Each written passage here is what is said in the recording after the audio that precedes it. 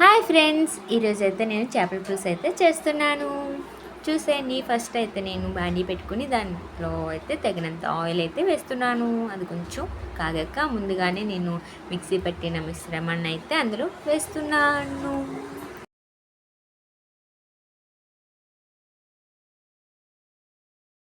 అందులో వేసేసానా, అది బాగా గోల్డెన్ కలర్ వచ్చేంత వరకు వేపుకోవాలి. అందులో నేను 2 పచ్చిమిర్చిలు కూడా యాడ్ చేస్తున్నానండి. అది కూడా బాగా వేగాలండి. అది కూడా వేసిన తర్వాత బాగా వేపుతూ వేపుతూ వేపుతూ ఉండాలి. అది వేగిన తర్వాత అందులో నేను మామూలు కారం అయితే నేను వాడనండి. మా ఇంట్లో అమ్మ వాళ్ళు చేసిన మసాలా కారం అయితే వాడుతాను.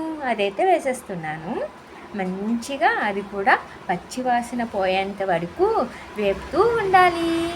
అది వేగుతుంది కదా, చాలా బాగా వేపుకున్న తర్వాత ఆ స్మెల్ చూసారు, అబ్బో చాలా బాగా అయితే వస్తుంది నాకైతే స్మెల్. అది వేసిన తర్వాత ఇంకొంచెం రుచికి ఇంకో రుచి యాడ్ అవ్వడానికి కొంచెం అయితే నేను ఉప్పు అయితే యాడ్ చేస్తున్నాను. ఉప్పు వేయడం వల్ల ఇంకొంచెం బాగా మగ్గి చాలా బాగా కనిపిస్తుంది. ఆ తర్వాత నేను చింతపండు గుజ్జు అయితే వేస్తున్నాను.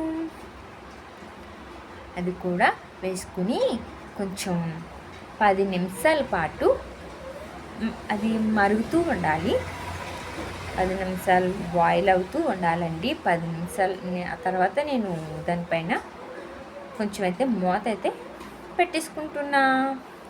ఇలా మూత పెట్టుకోవడం వలన కొంచెం బాగా బాయిల్ అవుతుందండి. బాయిల్ అయిన తర్వాత మన ఫిషెస్ని అందులో వేసుకోవాలి. వేసుకున్నామా, అవి కొంచెం 10 మినిట్స్ లేదా 5 మినిట్స్ కుక్ చేసుకోవాలి. మరీ ఎక్కువగా కుక్ చేసుకున్నాం అనుకోండి, అవి ఊరికే ముక్కలు అయిపోతాయి.